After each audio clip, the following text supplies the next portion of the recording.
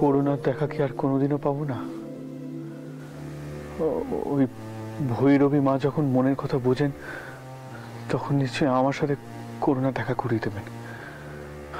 অলৌকিক ক্ষমতা ওনার। সংসার ত্যাগ করার জন্য তুই এই পৃথিবীতে আসিস।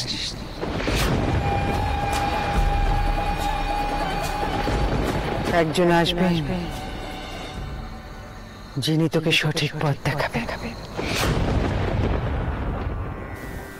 এ কি সেজ্জামাই দাদা, আপনি এখনো স্নান করেননি? দেখুন, একটু তো নিজেকে সামাল দিতে হবে, অন্তত ব্যাটার কথা কানা তো একটিবার ভাবতে হবে।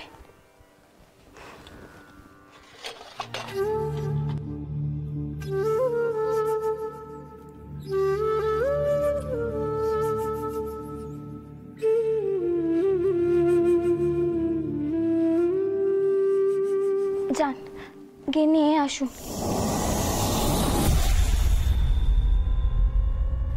আর নিয়ে এসে একটু কিছু মুখে দিন তো।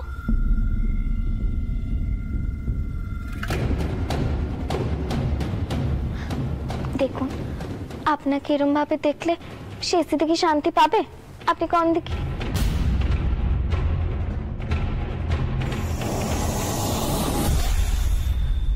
কি হলো? যান, গিয়ে নিয়ে আসুন।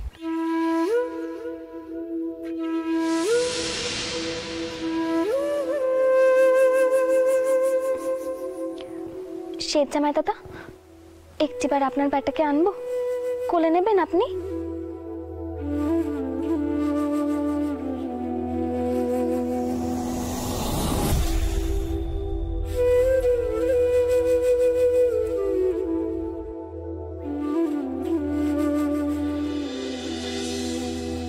কি হলো টাউর?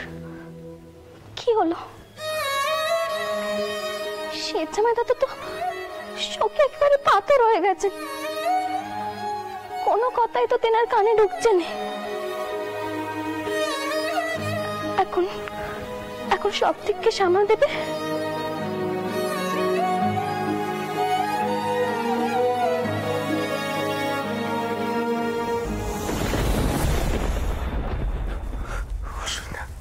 ও বাবা,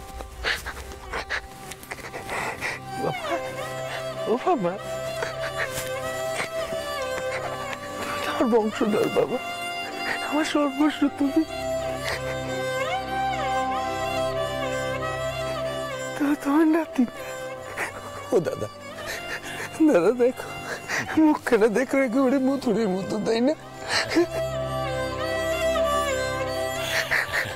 সত্যি তো বড় মায়া খানা মুখ হয়েছে আমাদের দাদু ভাইয়ের। দীর্ঘজীবী হও বাবা, দীর্ঘজীবী হও।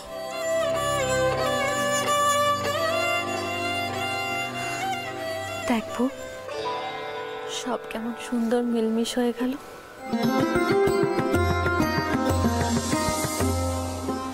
সবকিছু কি সুন্দর ঠিক হয়ে গেল। দেখ, শুধু অবাগী মেয়েটাই কিছু দেখতে পেল না,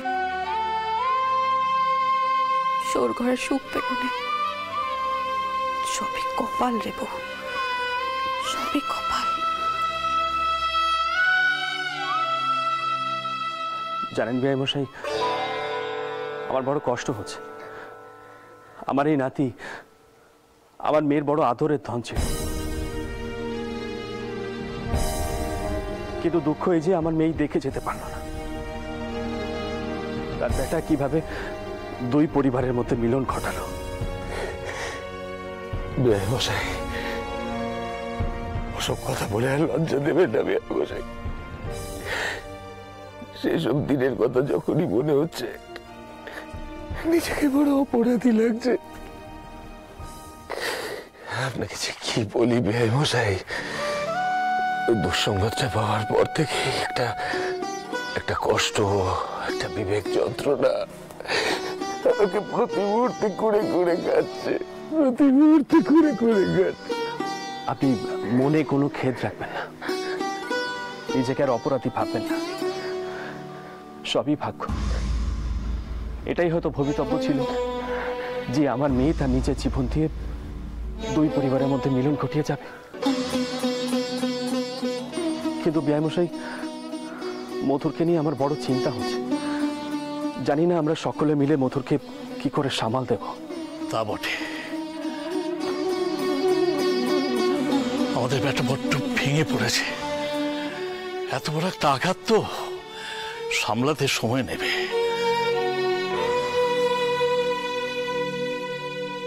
আমার তো মনে হলো এই আকস্মিক মানসিক আঘাতে ওর বোধ শক্তি কিছুটা নড়ে গেছে। যদি কিছু মনে না করেন, একটা প্রস্তাব দিবি মশাই। বলবোই ভাবছিলাম। বেয়ানা যখন চিকের ওপারে রয়েছেন তখন তাকে উদ্দেশ্য করে বলি, মশাই, আমি এবার আমার নাতি আর বেটাকে নিয়ে বেতারিতে ফিরে যাই।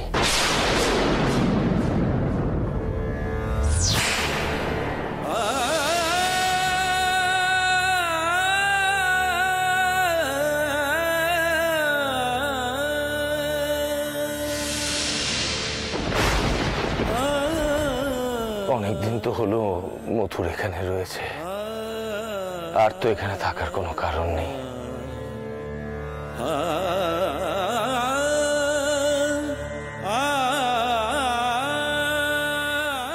গ্রন্থিটাই তো ছিঁড়ে গেছে।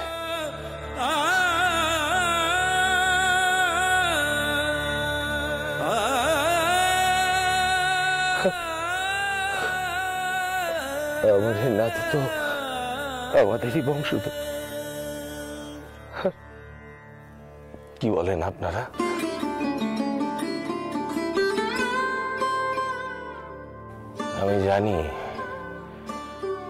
আমি জানি বেয়ামশাই, আপনারা মথুরের শ্বশুর শাশুড়ি নন।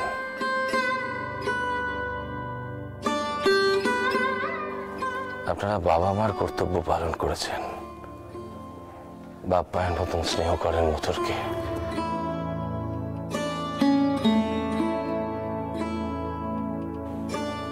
আমি মাথা গরম করে রাগ দেখিয়ে মধুরকে ত্যায্য পুত্র করেছিলাম, ভুলে থাকার চেষ্টা করেছিলাম। ভেবেছিলাম পারবো, কিন্তু পারিনি। এরকম ভাবেই একরকম দিন কাটছিল। কিন্তু এবার মথুররা ও বাড়ি গিয়ে চলে আসার পর বুঝলাম যে রক্তের টান এত সহজে অস্বীকার করা যায় না। নাতিকে কোলে নিয়ে তো মনে হচ্ছে এই টান আরো গভীর। দুজনের শরীরেই তো একই রক্ত বইছে। ব্যবসায়ী, আমার সেই রাগ, দুঃখ, অভিমান, জেদ সব একেবারে ধুয়ে গেছে বেয়ামশাই।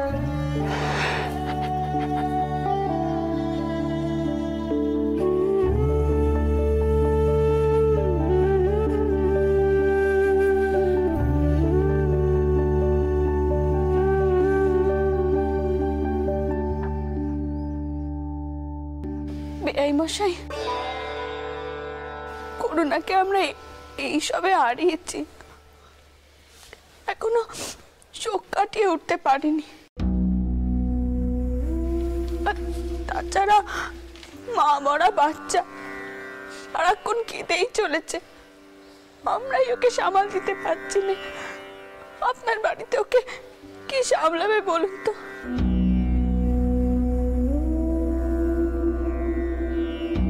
আর বেআই মশাই, এত বড় একখানে সিদ্ধান্ত এত তাড়াতাড়ি কি নেওয়া যায়? তাহলে তো জয় বেয়ান ঠিকই বলেছেন। এত বড় একটা সিদ্ধান্ত এই পরিস্থিতিতে নেওয়া যায় না, একটু আলোচনা করা দরকার আছে। আমি বলি কি বেআই মশাই, এই প্রস্তাব খারাপ, আপনারা একটু আলোচনা করে দেখুন। বেশ, আপনিও বিবেচনা করুন বেআই মশাই, কিন্তু এটাও সেই সময় বিবেচনা করবেন মথুর কিন্তু জানবাজারের দাসবাড়ির জামাই।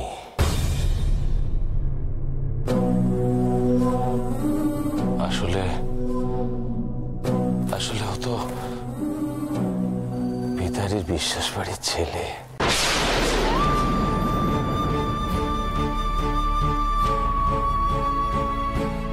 ওর এই বেটাও তো তাই।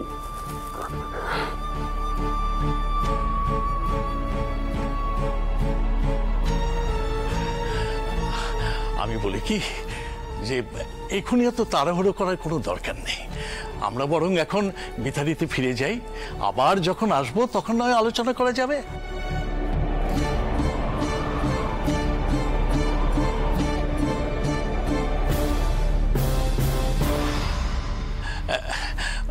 বলছি মথুর কোথায় গেল?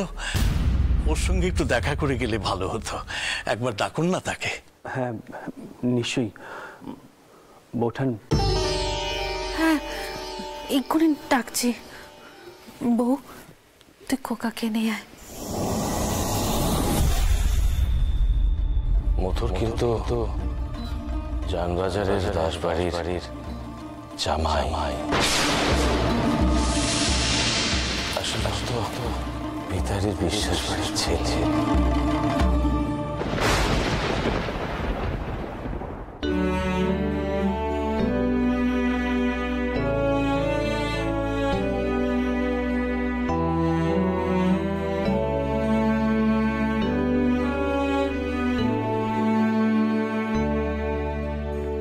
এবার দুটো খই দই মুখে দিন দেখি। কাল থেকে তো উপোস করে আছেন।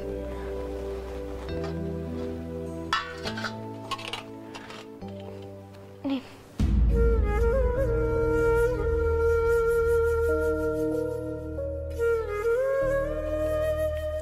আমি জানি স্বেচ্ছাময় দাদা, সেই স্থিতির কথা আপনার খুব মনে পড়ছে, কিন্তু হাজার মাথা কুটলেও তো সেই স্থিতি আর ফিরে আসবে না স্বেচ্ছাময় দাদা। আপনার ব্যাটার কথাটা তো একবার ভাবুন, তাকেও তো বড় করতে হবে।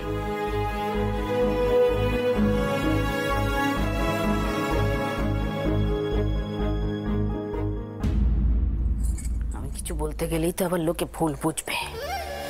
যেটা হচ্ছে সেটা ভালো হচ্ছে না, আমি দেখতে পাচ্ছি একটা না একটা সর্বনাশ হবে আবার। ছোট খুড়িমা, আপনি আনমনা হয়ে কি কইছেন? যাকে মধুরের নেওয়া হয়েছে তার বাপজাটারা তো এবার বেরো। আমি কি করে জানবো বড় বউ? মথুরের খোঁজ আমার থেকে নিচ্ছ কেন? ছোট কুকির থেকে গিয়ে নাও। সে তো মথুরের জন্য আলাদা করে খই দই মেখে নিয়ে আসছে, পোশাক বের করে তাকে নাইতে পাঠাচ্ছে, তার ব্যাটা সামলাচ্ছে। দেখো বড় বউ, কিছু মনে করো না, একখানা কথা আমি স্পষ্ট করে কইছি। ছোট কুকির মনে হয়তো কোনো কাদা নেই, আমি মানলাম, কিন্তু বাড়িতে 5টা ঝি চাকর আছে। এরপর আত্মীয় স্বজন আসা শুরু করবে, তারা এসব দেখে কি ভাববে শুনি? এখানে আই বুড়ো মেয়ে দিন রাত জামাই দাদা করছে, অসৈরিনী কান্ডি। যাকে যাকে ওই মতন মনে হয় নে ধুয়ে এ পড়েছে, দেখো কে।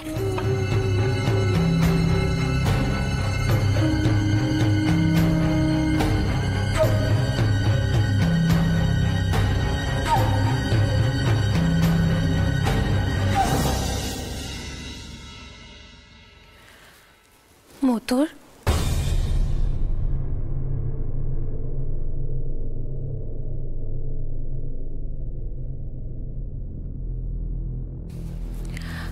মধুর একটিবার বৈঠকখানায় যাও, তোমার বাবা ডাকছেন, তেনারা এবার বিদায় নেবেন।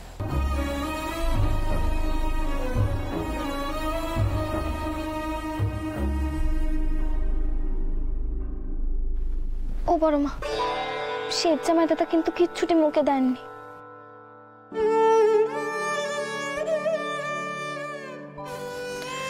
ছোট কুকি, এই বাড়িতে তো অনেক দাসদাসী আছে, আর তাছাড়া আমরাও তো রয়েছি মধুরের যত্নার্থী করার জন্য।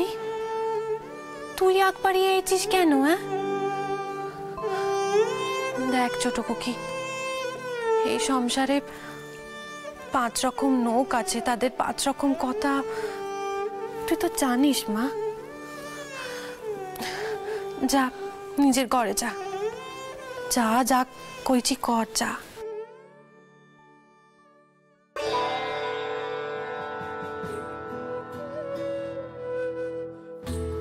এই অসময় তুই কেন চলে গেলি সেজুকুকি? কেন?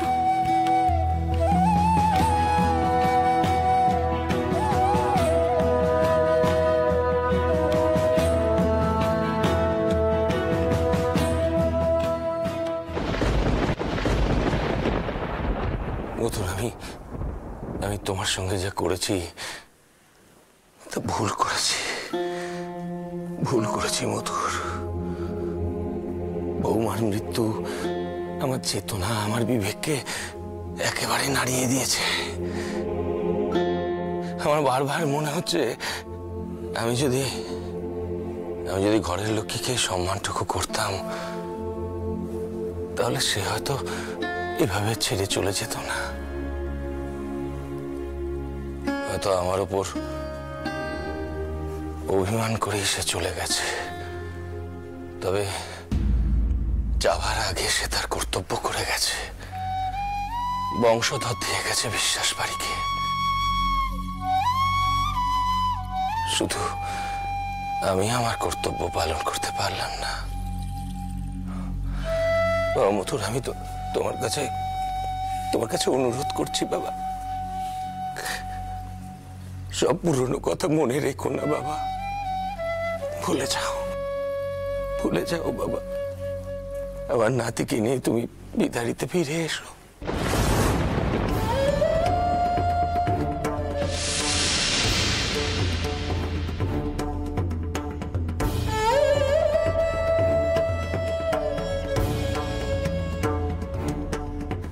ফিরে আসবে তো বাবা। আমি এক্ষুনি এসব নিয়ে কোনো আলোচনা করছি না, কারণ আমি জানি এখন শোকের পরিবেশ। আমি নিজে 2-1 দিন পরে এসে তোমাদের নিয়ে যাব বিদারিতে। তোমার এই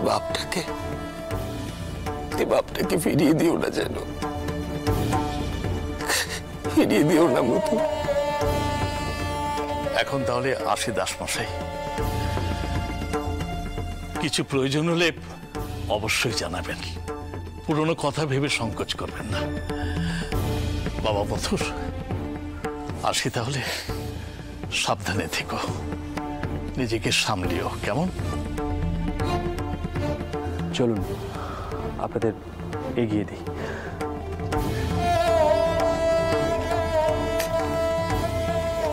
আসি বাবা।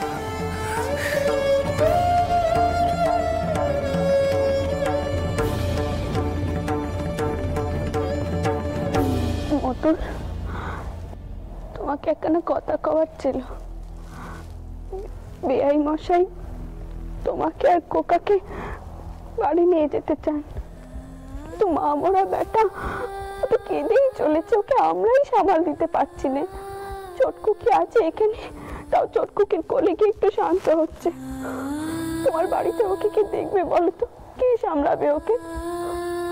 তোমার জেঠিমার তো বয়স হয়েছে, তোমার বউটান সংসার সামলাবে নাকি ওকে দেখবে? বাবা তুমি যদি একটিবার বিআই মশাইকে একটু বোঝাও। এখন এসব কথা থাক, আমার ভালো লাগছে না। আর এখন আমি এসব নিয়ে ভাবতেও পারছি না। আপনি যদি অনুমতি দেন তাহলে আমি ঘরে যাই।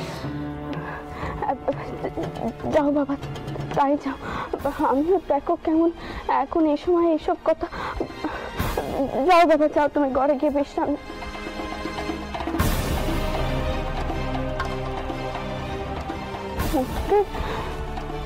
ব্যবহার আমার জন্য কেমন টেকছে, কেমন যেন অস্বাভাবিক লাগছে।